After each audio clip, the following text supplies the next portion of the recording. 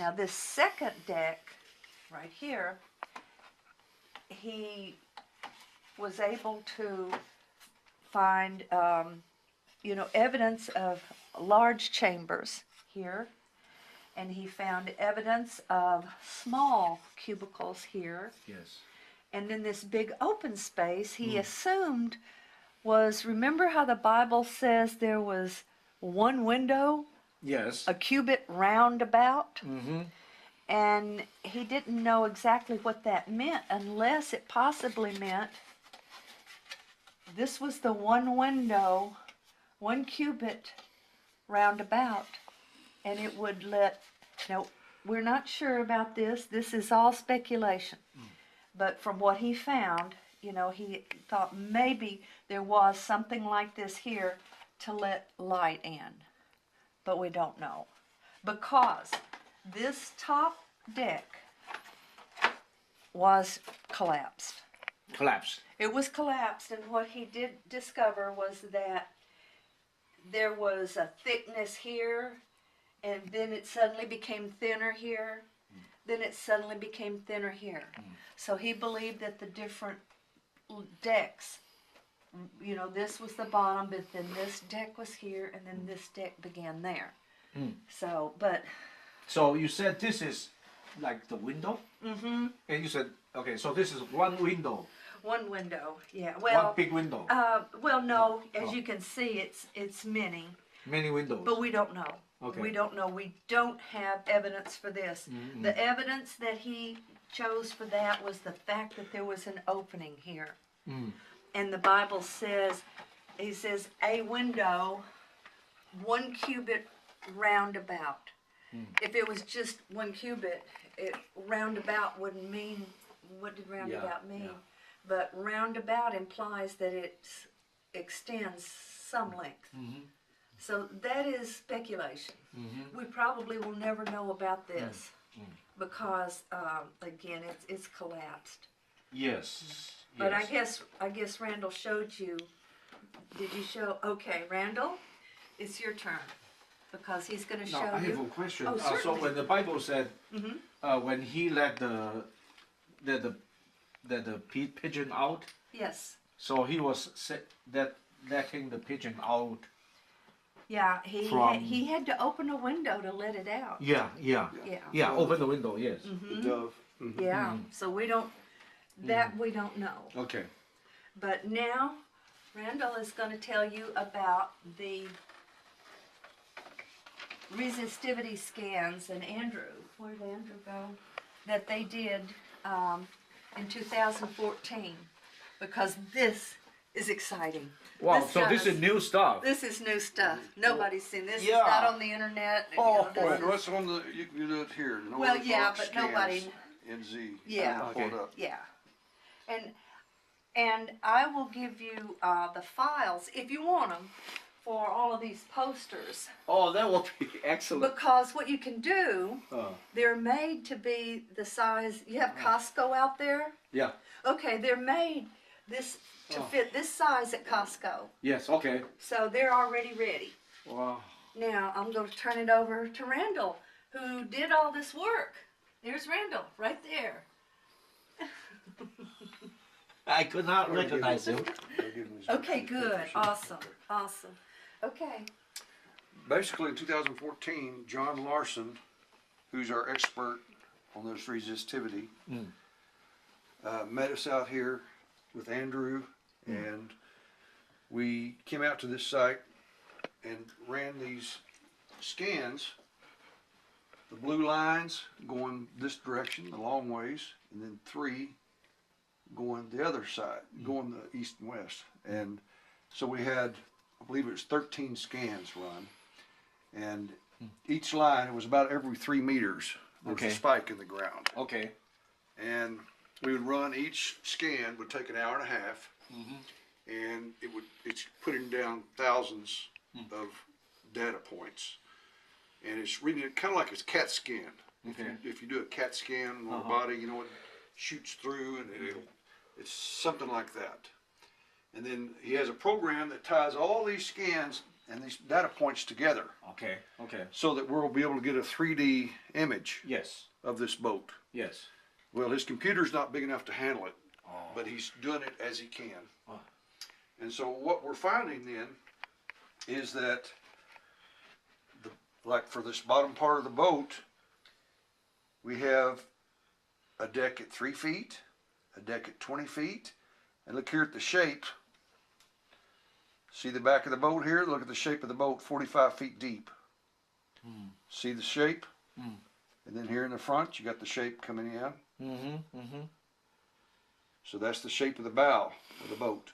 Here's the rock it's impaled on. This rock here. It's impaled on that rock. So it slid down the mountain during a volcanic mudslide. And it broke away the very bottom piece, the keelson, like a sailboat. It broke the keelson off and left it up here at the top. Oh. And then the rest of the boat, it tore the bottom out of the boat, 120 feet or so, out of the bottom of the boat that's missing. Yeah. Okay. And so it's badly damaged in the middle of the boat. But the lower part we're finding is still intact. And you'll see it's got those white areas, we believe those to be rooms.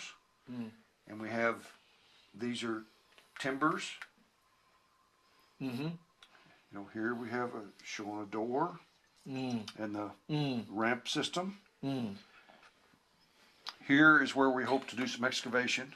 This section here, we'll excavate here, and it'll have these timbers showing the deck support timbers. And here they are showing up in the scan. The deck support timbers in the scan.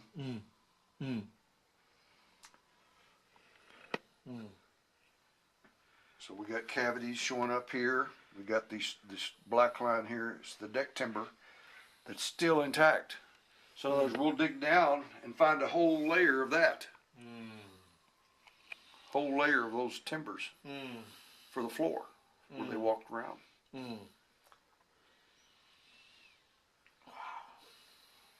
So this is something we hope to do possibly this summer. Yes. Depending on Erdogan's work that he's voting on next Sunday. If they approve him, then he's going to discontinue the hold that he's got on the country right now and allow us to go ahead and work. So if everything goes well, we'll be able to get our permit back in force. Because we had a permit to do this, and then we had a permit last July to excavate. And 2 weeks before we brought our crews in, they had the attempted coup of Turkey there, and so it put everything on hold. So we hope to have permission to get back in there and do this job. Okay. Okay. Okay. You guys got a lot to look at yet. Yeah. You wanted to see something about giants. Yes, giants. So we're going to start off really big. How's that sound? Here's the biggest thing I've got. Okay, this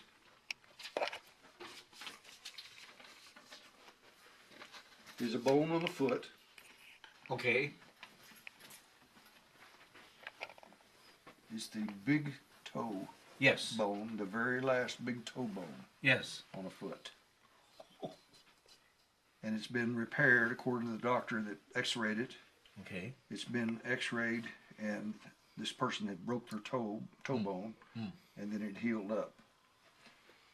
This is from an 18-foot person, estimated. Big toe bone, there it is. That is this part. Yeah, your very end big toe bone. Whoa.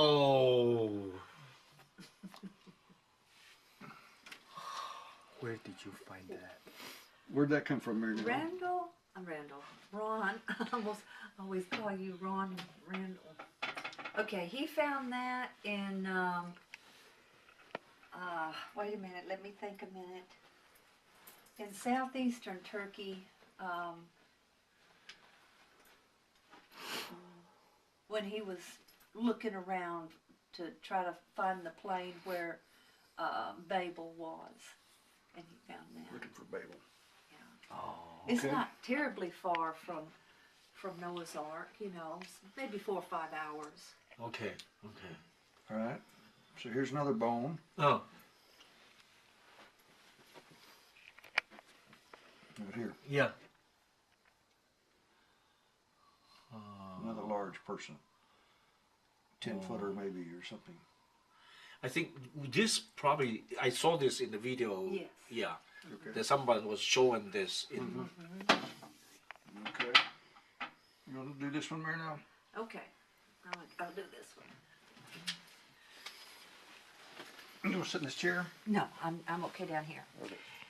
Back in about 1989 or 90, I forget which year it was, we were out at, we were in Turkey, and we were out at the village where we believed Noah's house to be. And years ago, they had dug up a grave that we believe was Noah's wife's grave. Now, the reason for that was, and you can see this in the Book. Noah's Ark book, Ron had found, before he ever even saw Noah's Ark, he had found a, what appeared to be a tombstone. It was actually shaped like a tombstone, and it's in the book over there. In fact, it'll be easier, I'm sorry, let me get it. You can stay, Just stay right here. Yeah, She's just going to stay get there. the book and show It's you the right tombstone. here. It'll be better for me telling the story. You can edit all this out. Let me find it here.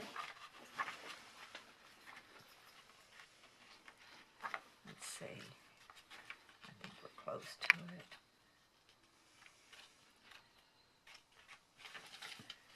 Okay. Here it is.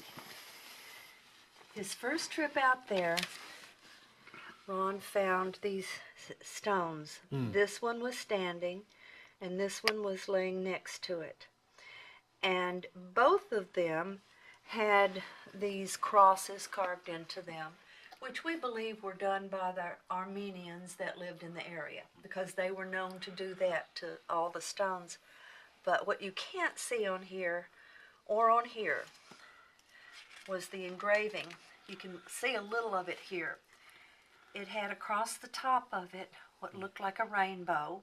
Oh. And see, this was the cross that was Yes. carved on it later.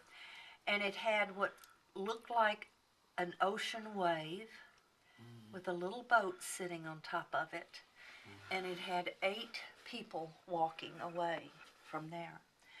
And he didn't have any photographs of it. I took these from 8mm film, you know, very old and degraded. But the faces on there, he said, looked a lot like this. Now, this is something else that we found in a museum. But he said that it had one man, the tallest figure, then a woman, a little less tall, then 3 men walking after that, and they were a little shorter, and then after them, 3 women. And he believed that they clearly represented Noah, his wife, his 3 sons, and 3 daughters-in-law. And that these were the one that is laying down right here. He believed that was Mrs. Noah's grave, because all of them had their heads up and were walking away, and her head was down, and the eye was like a slit with a little cross over it, like she was asleep. And then the one that was standing up had both the man and the woman's head down. So that made us believe that Mrs. Noah died before Noah did. And someone dug up that grave, and there was jewelry in there. Jewelry. A lot of jewelry. Uh-huh. And it was sold on the black market. And Ron was contacted by the Interpol to find out, I guess they thought maybe he did it, but he told them he didn't know anything about it. But we don't know anything else about it, except that he was told that there was an 18-foot sarcophagus found, and that it was in the museum in Ankara. And The only corroboration I can give to that is one time Ron and I went to that museum. We called it the Hittite Museum in Ankara.